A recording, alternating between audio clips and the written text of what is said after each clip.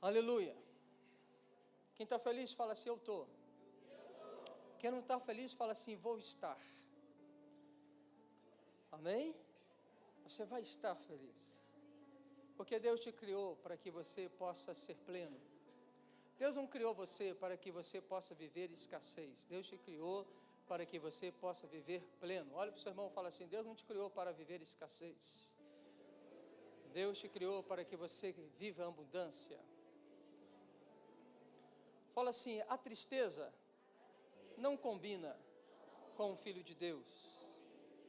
Olha para ele agora e fala assim, se você está triste, eu profetizo que a sua tristeza vai dar salto de alegria. É isso que acontece, porque a Bíblia declara que até a tristeza dá salto de alegria quando está diante do Senhor. Gente, o que nós precisamos de fato é estar diante do Senhor. Situações das nossas vidas, por mais embaraçosas que sejam, elas requerem um encontro com o Senhor. Porque quando nós estamos em situações embaraçosas, a nossa vida ela perde sabor, ela perde prazer. Quando nós ficamos em situações tão embaraçosas, nós pensamos em tantas coisas, muitos pensam até em morte, muitos pensam até tirar a sua própria vida. E nós não fomos feitos para a morte, nós somos feitos para a vida. Olha para o seu irmão e fala assim, você não foi feito para a morte, você foi feito para a vida. Ora, até a morte que nós vamos viver nessa terra, ela abre o precedente para a vida. Seja para morrer, que seja para viver. Porque a palavra de Deus fala que aquele que quiser salvar a sua vida, perdê-la-á. E aquele que perder o amor, pelo amor do Senhor, esse vai encontrá-la, vai ser salvo. Então, que seja para morrer, seja para viver. Então, olha para o seu irmão e fala assim, se for para você morrer, seja para você viver.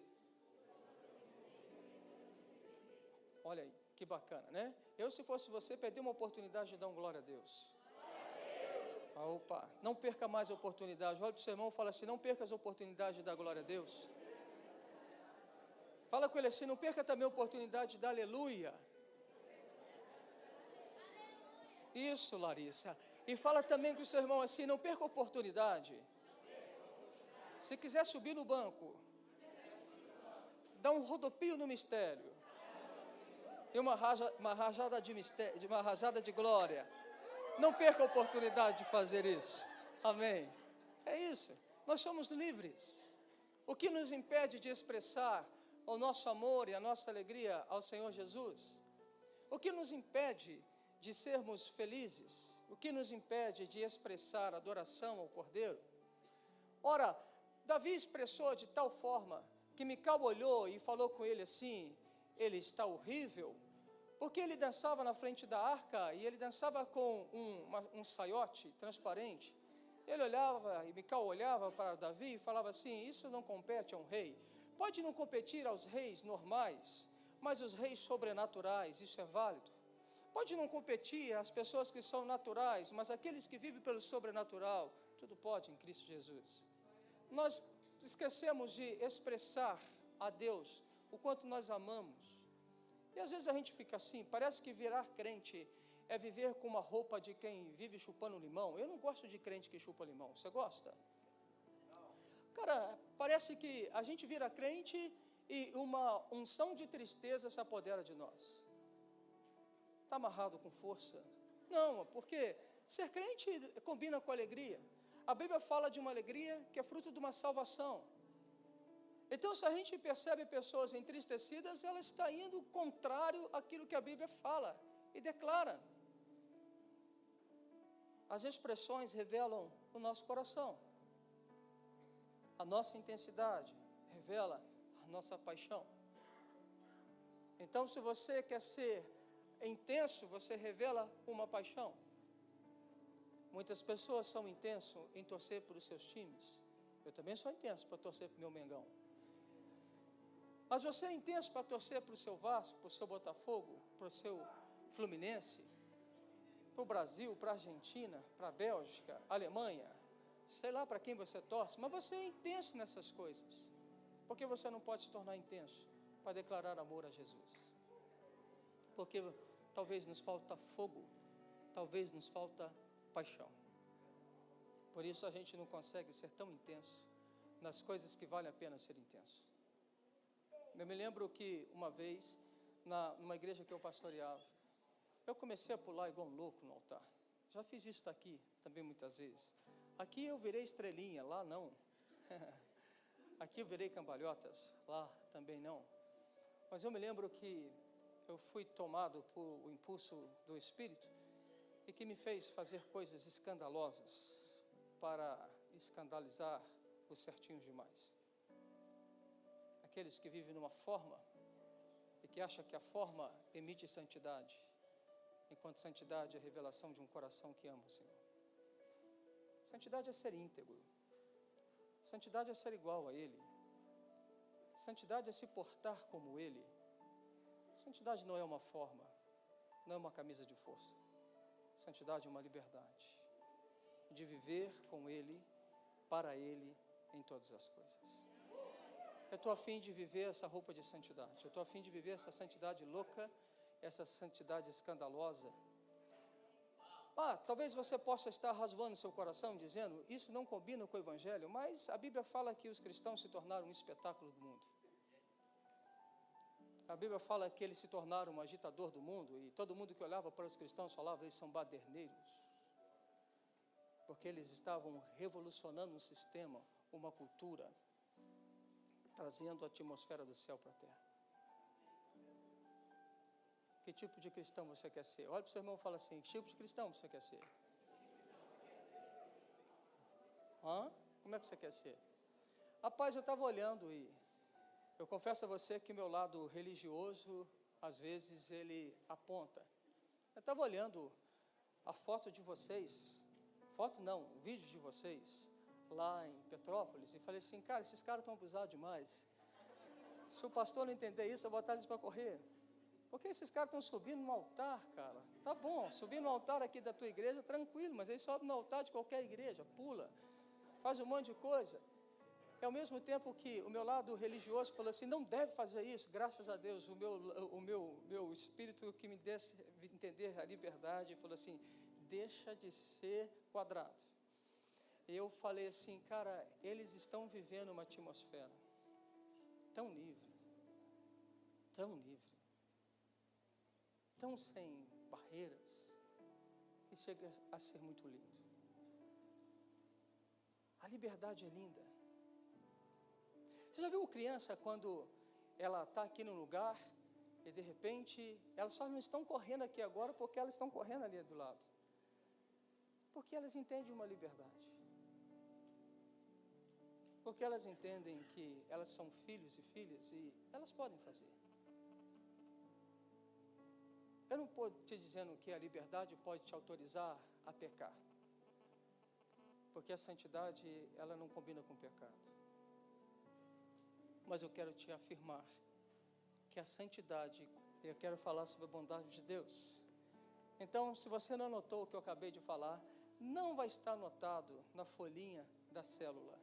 Então, se você quiser chegar e falar assim, pastor, o que você falou lá no culto? Você perdeu a oportunidade de anotar no culto. Porque nem eu lembro.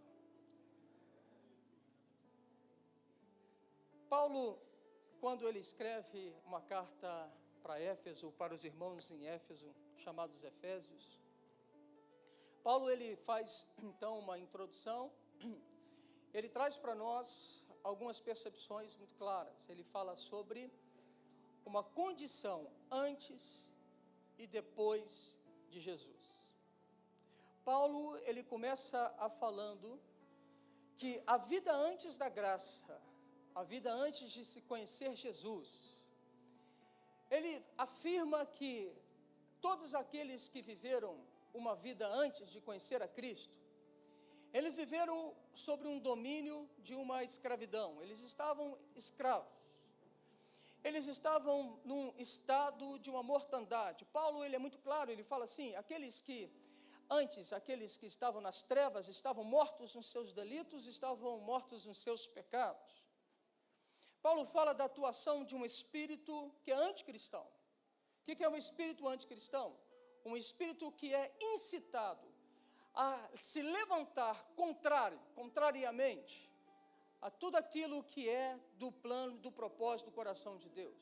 Um espírito anticristão é um espírito que ele faz guerra, revoluções, contra tudo que é nobre, santo, amável, digno, louvável. O espírito anticristão é um espírito da rebeldia. É um espírito que ele cospe no rosto de Deus. É um espírito que verdadeiramente ele dá de ombro as coisas de Deus. É um espírito que de fato ele é perturbador demais. Porque ao mesmo tempo que alguém municiado por esse espírito, imagina estar vivendo uma liberdade, ele está na realidade sendo escravo. E a sua condição de vida, ela só piora a cada dia mais. Então, esses que são guiados pelo espírito anticristão, eles precisam de ter momentos de entorpecimento da sua alma, porque eles não aguentam ser quem eles são. Eu tenho hoje pensado muito sobre isso.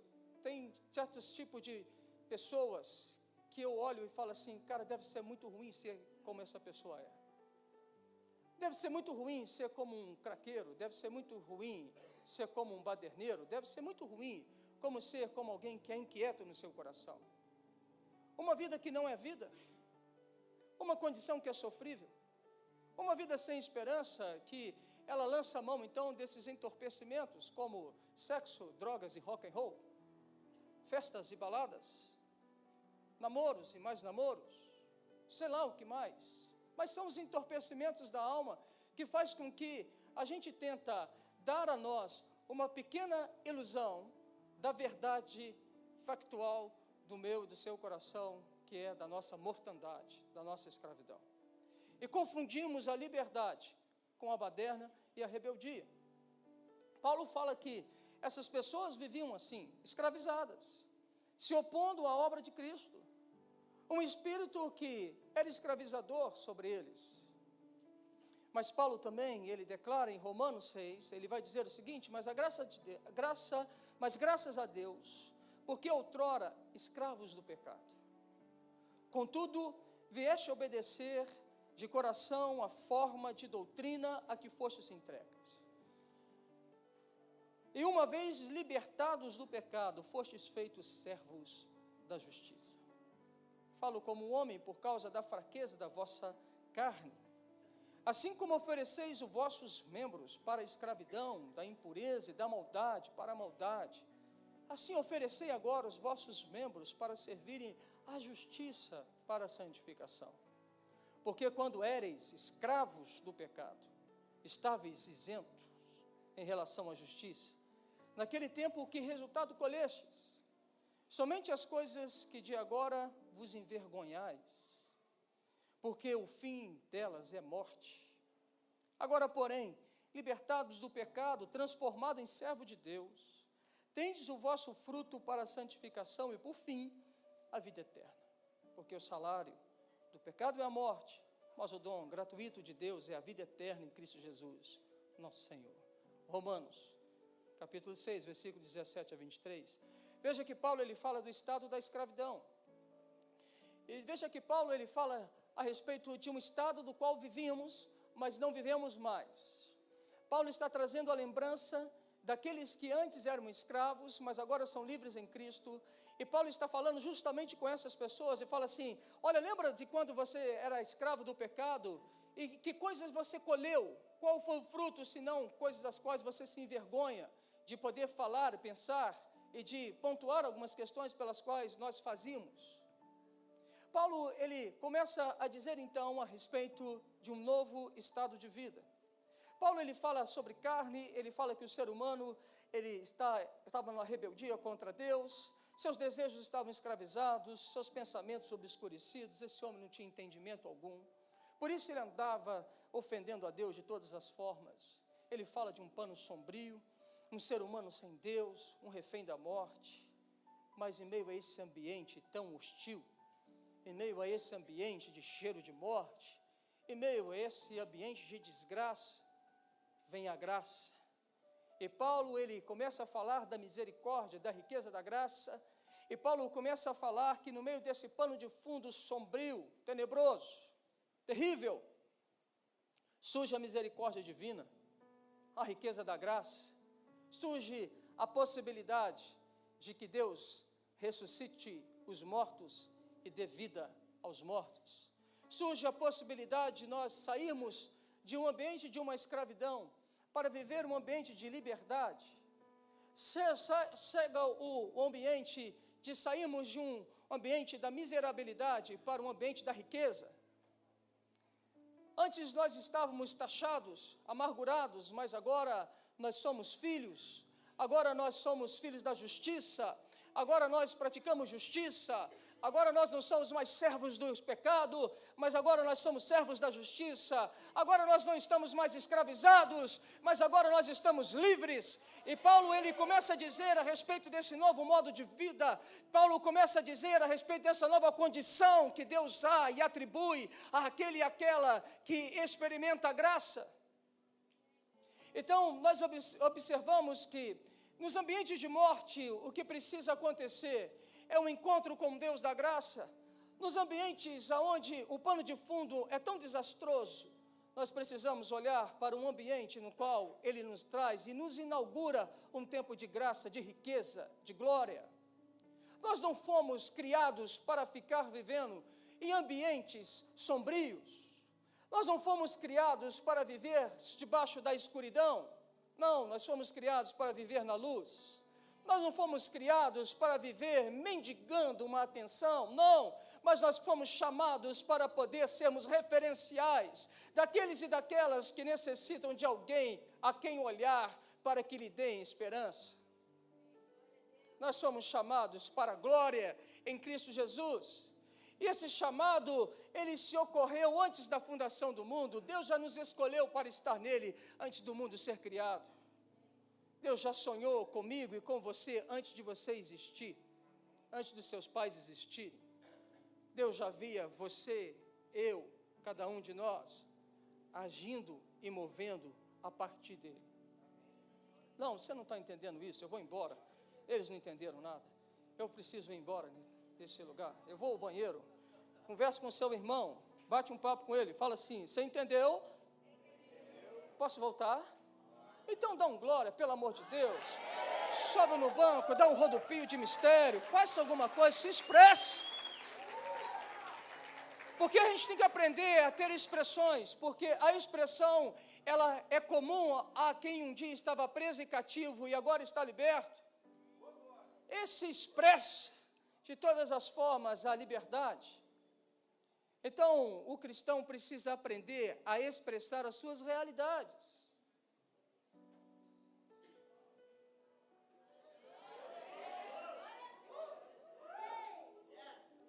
Deus é rico em misericórdia. Cristo morreu por nós quando nós estávamos ainda fracos, pecadores, inimigos dele.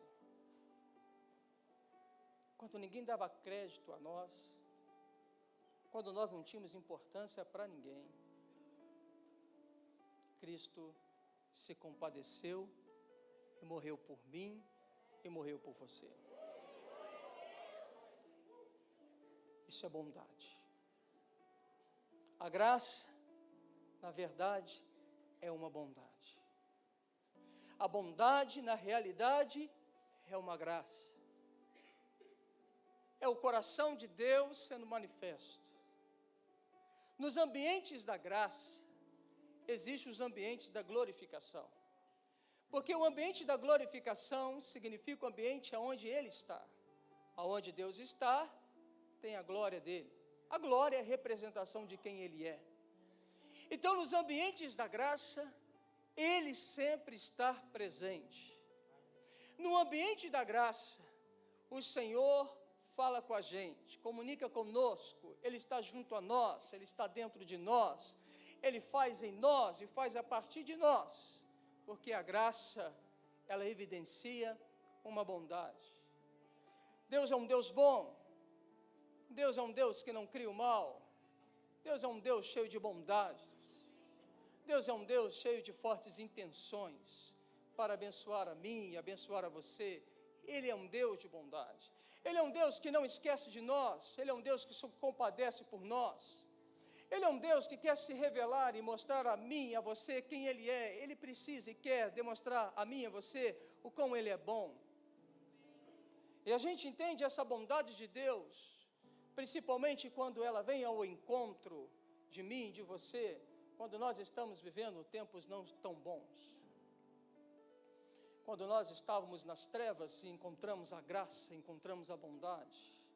Quando nós não estávamos vivendo de acordo com o plano e propósito de Deus, andando errante por esse mundo, Deus, por graça, misericórdia e bondade, Ele se apresenta a nós e nos chama para caminhar com Ele.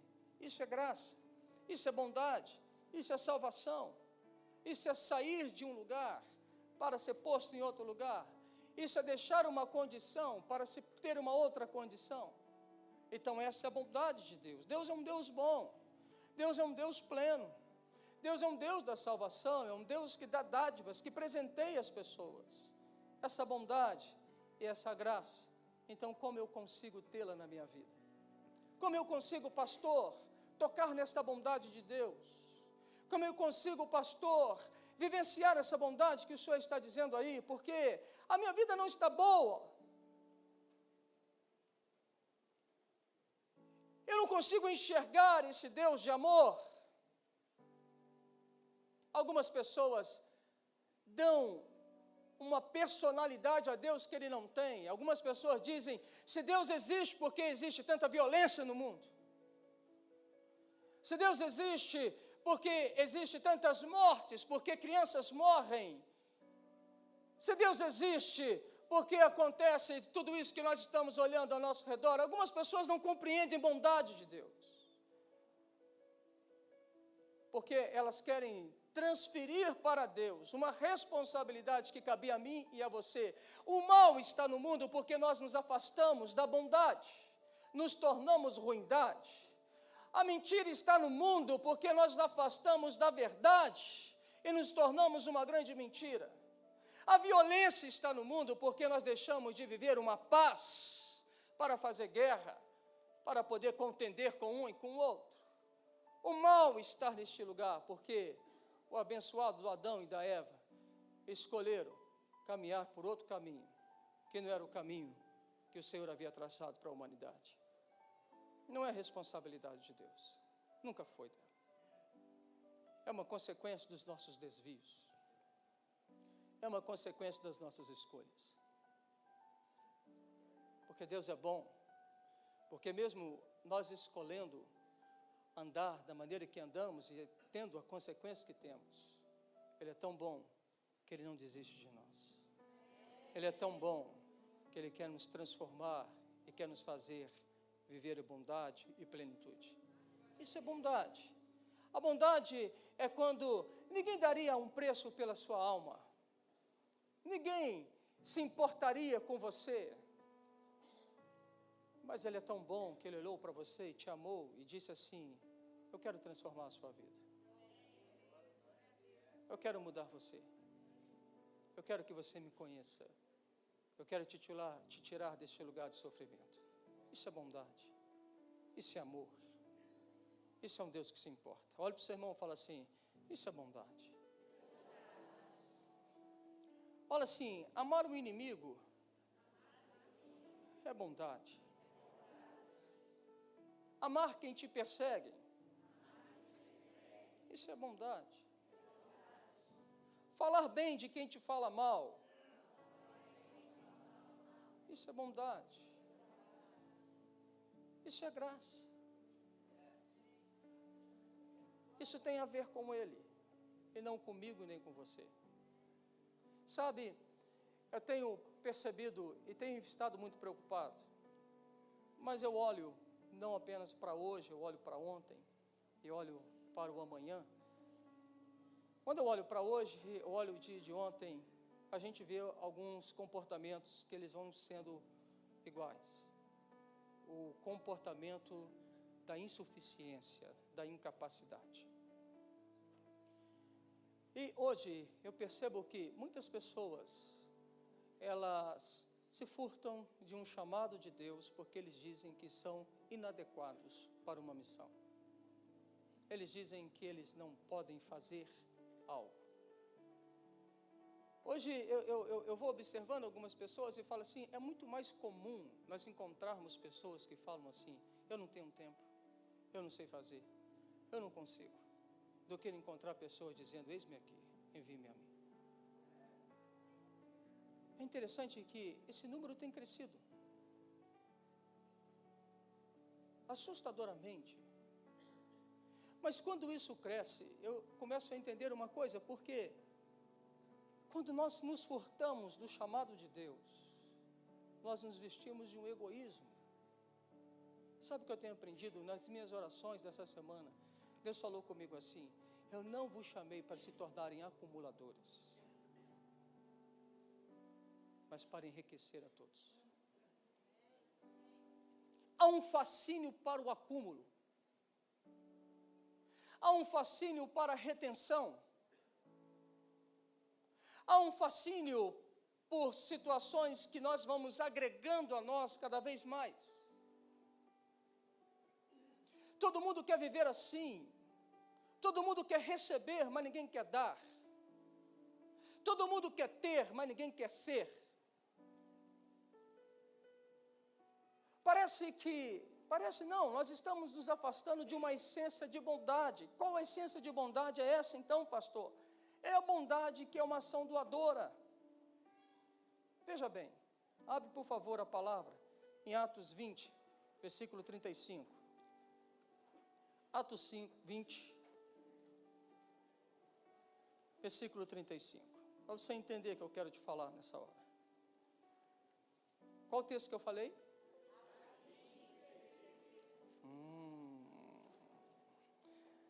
Está escrito assim. Vamos ler? Tendo-vos mostrado em tudo que trabalhando assim é mister, socorrer os necessitados e recordar as palavras do próprio Senhor Jesus. Quais são as palavras? Não, desculpa, eu não consegui ouvi-los.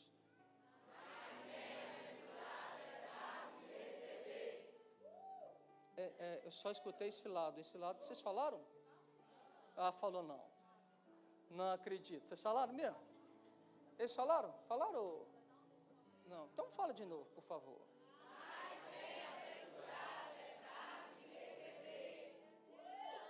Aleluia. Glória a Deus. Isso aí. Se expresse, né? Eu estou lembrando do pastor Isaac, ele falava assim. Bom, legal. Vamos abrir um outro texto. Vamos abrir em Lucas agora, capítulo 10. Lucas, capítulo 10. De 1 a 5 e depois o versículo 17. Lucas, capítulo 10. Esse é o texto da nossa campanha, né, da Casa de Paz. Ok? Viu aí? Tá chique, né? Isso é profético. Então, Lucas 10, de 1 a 5. Depois disso, o Senhor designou outros 70 e os enviou de 2 em 2 para que o precedesse em cada cidade e lugar aonde ele estava para ir. Ele fez a seguinte advertência: a seara é grande, os trabalhadores são poucos. Rogai, pois, ao Senhor da seara que mande trabalhadores para a sua seara. Ide, eis que eu vos envio como cordeiros no meio de lobos. Não leveis bolsa, nem alforje, nem sandálias, a ninguém saudeis pelo caminho. Ao entrares numa casa, dizei, antes de tudo, paz esteja nessa casa. E o versículo 17 diz, então regressaram os 70, completa para mim, regressaram os 70,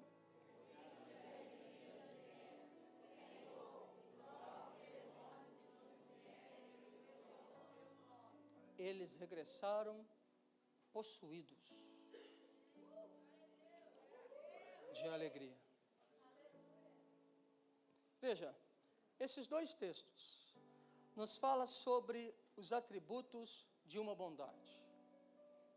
Primeiro, o texto que nós lemos de Efésios fala que nós fomos criados em Cristo Jesus para as boas obras. Então olha para o seu irmão e fala assim, você foi criado para a boa obra. Não, fala com convicção. Você foi criado para as boas obras. Não, fala de novo. Olha, ninguém falou com a Jane, Márcia. Eu não vi. Fala com ela, por favor, de novo. Obrigado. Ah, viu como é que ela sorriu agora? Ela estava com cara de quem estava chupando limão. Mas na hora que você falou, ela é uma alegria, já foi possuída de alegria. Veja bem, a palavra está nos falando a respeito de o efeito da bondade. E aqui está o DNA do cristão. Deus é tão bom que Ele não se cabe em si próprio. Deus é tão bom que Ele manifesta atos de bondade. E todos nós que estamos em Cristo Jesus, nós precisamos também manifestar estes atos de bondade. O cristão é conhecido pelos atos de bondade. O cristão é conhecido pelas boas obras. Veja, não são obras más, são boas obras. Não são qualquer obras, mas são boas obras. Mas essas boas obras, elas se fazem em Cristo Jesus. Paulo fala lá em Efésios que nós não fomos salvos por meio das obras que fazemos. Isso é legalismo. Tentar ter uma salvação, tentando nos parecer demasiadamente bons como merecedor de um céu. Paulo fala que isso é uma insuficiência. Isso não nos leva a nada. Mas ao mesmo tempo, Paulo vai afirmar que nós fomos salvos para as boas obras. Em Cristo Jesus, Ele nos chamou para boas obras. E quando eu penso nas boas obras, eu penso num Deus que se importa com os outros. Eu penso num Deus que olha para os outros. Eu penso num Deus que Ele é rico em misericórdia. Ele não é acumulador. Ele não é alguém que quer as coisas só para si, mas Ele é um Deus que quer abençoar a todos e todas. Quando eu olho para Deus, eu entendo que quando nós estamos nele e a graça ela começa a produzir boas obras em nós, veja, não são pelos meus méritos que as boas obras vão surgir, mas é pelo quanto de mim Ele tem e possui. Então estas boas obras elas vão começar a surgir em mim. É comum as pessoas falarem que elas são insuficientes para fazer as coisas, mas é porque elas estão olhando para si próprias, elas estão achando que elas devem fazer com a força do seu braço, e quando elas olham para si mesmas, elas falam, eu não sou capaz. Verdadeiramente você não é capaz de fazer por você mesmo. A chave para entender é que aquele que te chamou é aquele que te transforma, e aquele que te chamou é aquele que te capacita. A realidade é, você não deve olhar para você, mas você tem que olhar para aquele que te chamou. Você não tem que olhar para a sua capacitação, mas você tem que olhar para aquele que te capacita. A grande paralisia das pessoas é porque elas olham demasiadamente para si mesmas. Nós olhamos para o Evangelho e parece que não é o Evangelho de Jesus, parece que é o Evangelho do Eduardo, parece que é o Evangelho do Júnior, parece que é o Evangelho, sei lá, alguma coisa está estranha, porque se o Senhor Jesus, Ele nos chama, Ele nos fala sempre, ide por todo mundo, fazer discípulo de todas as nações, e a gente ainda tem a petulância de dizer que eu não concordo com o discipulado, como quem diz, por que você faz isso? Porque você olha a partir de você. Você não olha a partir daquele que te chama. Moisés, quando ele olhou a partir dele próprio, e Deus falou assim, vem, eu te enviarei a Faraó, ele começou a dizer, não, eu não tenho capacidade para ir, não, eu não tenho condições nenhuma para ir, não dá para eu ir, não dá. E nesse diálogo com Deus vai falando com ele, até que Deus fala assim, ei, escute, tudo bem, eu vou mandar o Arão, ele será a tua boca. Naquele momento, eu entendo que Moisés entendeu que esse era um diálogo que ele não ia ganhar. Moisés, ele percebeu que esse era um diálogo que ele não ia prevalecer, porque esta é uma função que Deus não abre mão. Quando ele entrou na contenda com Deus não abriu mão de enviá-lo a Faraó, porque Deus havia escolhido para enviar a Faraó. Tinha que ser com ele. Da mesma forma, se nós entrarmos com uma contenda com Deus e começarmos a perguntar a Ele, Deus, esse negócio de discipulado, não, só algumas pessoas são chamadas para o discipulado e outras não. Se você insistir nessa contenda, você vai perceber que Deus não vai abrir mão do chamado. Deus vai insistir, porque Ele te criou para as boas obras. E quando Ele te cria para as boas obras, a gente precisa entender então uma coisa. Não é a partir de você, é a partir dEle. E se é a partir dEle, então Ele vai fazer em mim e você. Olha, eu confesso a você, que hoje eu estou bem melhor do que eu era antes. Mas eu estou muito mais aquém do que Deus quer fazer de mim. O que eu quero te dizer? A gente está no movimento. A gente não pode parar em momento algum. Hoje você tem que ser melhor do que você era ontem. Mas você precisa entender que você ainda está aquém de onde o Senhor quer te colocar. Isso te dá uma abertura para entender o movimento da graça. Agora, entende uma outra coisa. E se você entender isso, você vai viver. Nós vivemos quando nós somos bons. As boas obras, elas nos possuem com alegria. Eu ouvi recentemente o JB falando a respeito desse texto. Ele falava o seguinte: eu não sei quem ficou mais feliz. Quem teve o demônio retirado dele, quem estava enfermo e ficou curado, ou se foram estes que expulsaram o demônio ou curaram os enfermos. E quando ele falou isso, eu falei assim, cara, ele tem razão.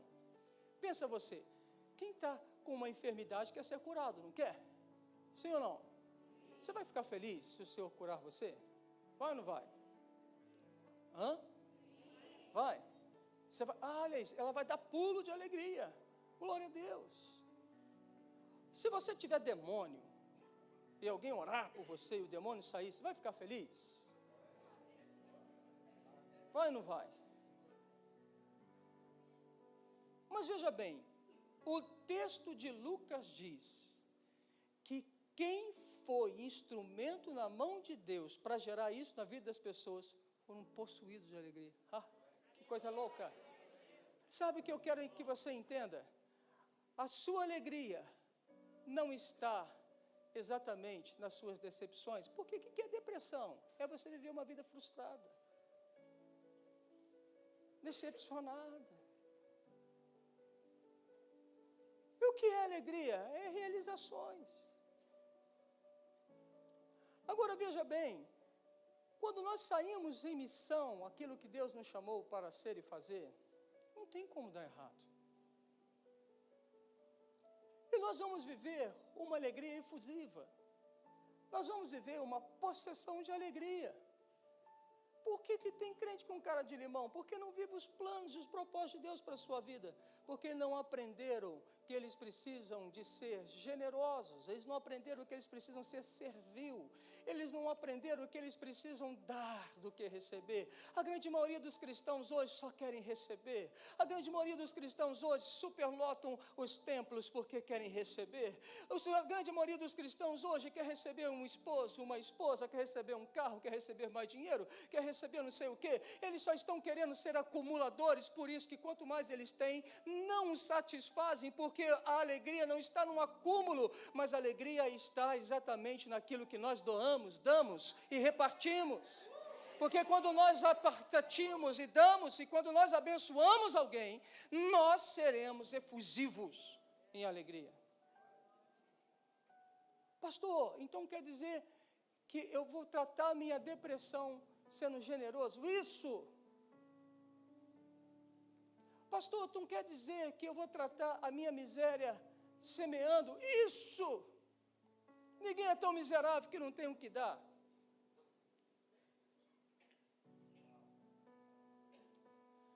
A lógica do reino não é a lógica natural da terra.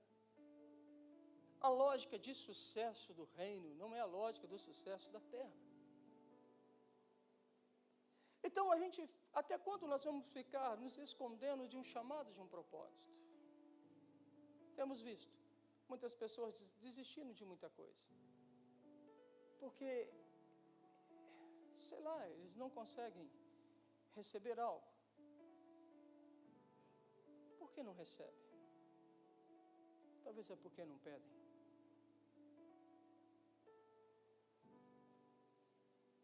Porque o Senhor fala que se a gente está em falta, bate a porta. Mas a gente prefere acreditar que nós somos incapazes do que acreditar que Deus pode tudo. A maneira que você acreditar vai ser a maneira que você vai viver. Ou você crê na sua incapacidade, ou você acredita nas capacidades de Deus. Você quer crer a partir de qual ponto? Das suas incapacidades ou das capacidades de Deus? Então manifeste alguma coisa, pelo amor de Deus. Lucas 24, 19, a gente está terminando. Ele lhes perguntou, quais? E explicaram. Jesus, ele está, aqui é aquela caminhada de Emaús. Jesus havia ressurreto, alguns discípulos estavam indo para Emaús. Jesus aparece para esses discípulos na caminhada. E aí Jesus faz uma pergunta, quais? E explicaram. O que aconteceu a Jesus Nazareno, que era varão profeta, poderoso em obras e em palavras. Sabe como os discípulos descreveram a Jesus? Ele é poderoso em obras e em palavras. Ele é poderoso em obras e em palavras. João fala, aquele que crê em mim, farão as mesmas obras que eu faço e obras ainda maiores. Mas que obras são estas? Quais são as obras de Jesus? Jesus deu pão para o faminto comer. Jesus deu água para o sedento beber. Jesus curou os enfermos. Jesus levantou os mortos. Jesus, ele deu esperança a quem não tinha esperança. Trouxe alívio para quem não tinha paz. Essas são as obras do Mestre. Se nós fomos criados para as boas obras, quais são as boas obras? Qual bondade você fez? Deu um copo d'água para um sedento? Deu uma esmola para um necessitado? Acudiu alguém, orou por alguém na rua? Confortou alguém no seu choro? Visitou alguém desesperado? Quais são as suas boas obras? Arrancou do seu bolso uma boa quantia de dinheiro e abençoou aquele que não tinha? Quais são as suas boas obras? Mas veja, elas não podem partir de mim, elas não podem ser para evidenciar a mim, mas elas têm que partir a partir de Jesus em mim. Porque quando essas obras são feitas, nós o fazemos para a glória de Deus. Ele é glorificado em nós, Ele é visto em nós, Ele é apreciado em nós. E o Espírito Santo de Deus, essa grande obra da graça, Ele está trabalhando em mim, está trabalhando em você, está trabalhando em nós. Quer ser feliz? Quem quer ser feliz aqui?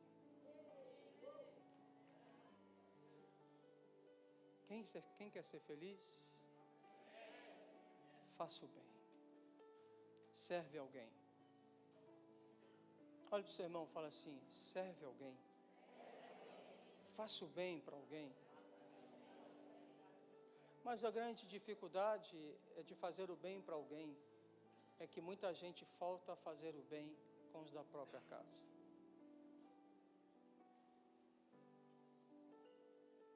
Do que adianta ser bondade fora se eu sou ruindade dentro? A quem enganamos? A quem estamos enganando? Sabe quem te conhece bem? Teu esposo, teu filho. Por isso muitos dizem que é de Cristo, mas em casa se parece com o demônio. Por isso os da casa não creem, porque não vê as boas obras.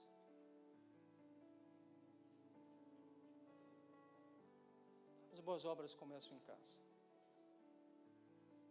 As boas obras começam com as gentilezas. As boas obras começam a partir de pequenas coisas que vão crescendo e multiplicando, até que nós sejamos verdadeiramente boa obra. Você quer ser feliz? Comece na sua casa. Comece com o seu esposo, comece com a sua esposa, comece com os teus filhos. Para de ser chato. Olha para o seu irmão e fala assim, para de ser chato. Olha para ele e fala assim, o tempo de ser chato acabou. É aquilo que Paulo fala, antes vocês eram trevas, agora vocês são luz. Agora vocês manifestam as boas obras. As boas obras não combinam com as fofocas. Olha para o seu irmão e fala, para de ser fofoqueiro. E passa a falar a verdade. Depois do culto você me pergunta. As boas obras, elas começam assim. É assim que elas nascem. Mas lembra, nós estamos num processo. Nós estamos sendo melhorados a cada dia. Talvez você não chegou no ápice, mas você precisa caminhar para o ápice. Talvez você ainda está precisando de algumas upgrades do Senhor sobre você. Essa é do JB, aprendi com ele. De repente você está precisando de algumas atualizações, uma outra palavra do JB, uau! Você está precisando de algumas coisas de Deus em você. Talvez a sua consciência ainda está obscurecida. E você precisa do Espírito da revelação. Mas Ele está sempre pronto a dar. Quem bate, quem pede, vai receber. Por fim, terminando aqui, agora, eu esperava que vocês falassem, eu acho que um dia nós vamos chegar nesse lugar. Mas para a gente terminar, passe a acreditar em Deus, sobre tudo aquilo que Ele disse a seu respeito. Pare de olhar muito para você, olhe mais para Ele, até que você se pareça com Ele. Joga fora esses pensamentos de que você é inadequado. Joga fora esse pensamento que você não é capaz. Joga fora esse pensamento porque eles não foram feitos de Deus para você. Mas creem no sobrenatural de Deus. Creem que vocês estão chamados. Ame as pessoas. Abram células. Façam casas de paz. Preguem aonde vocês estiverem. No comércio, no trabalho, nas faculdades, nos presídios. Aonde você for, pregue o Evangelho, pregue as boas novas. Deixe as pessoas verem as boas novas em você. Deixe as pessoas tocarem nas boas obras que são você. Seja luz nos ambientes. E que quando você assim for, você vai ter uma efusiva alegria. Porque quando você manifesta as boas obras, elas vão colocar em terra as más obras. Quando você manifesta a verdade, a mentira, ela vai ficar escancarada. Quando você brilha como luz, as trevas são dissipadas. E quando isso acontece, meu irmão, minha irmã, realidades se tornam, vidas são surgidas. E quando isso acontece, sabe que vai acontecer também com você uma efusiva alegria. E você vai começar a dar salto de alegria, você vai subir no banco, vai rodopiar, você vai virar cambalhotas, você vai falar em mistério, mas você vai fazer tudo isso porque você é boas obras. Porque não tem alegria maior do que viver nele, para Ele, porque Ele é tudo. Quem ainda está na unção do limão? E quem ainda quer sair da unção do limão? Quem de você quer deixar de ser limão para ser o quê? Limonada. Gostei. Quem quer deixar de ser limão para virar uma limonada? Quem? Suíça? É melhor?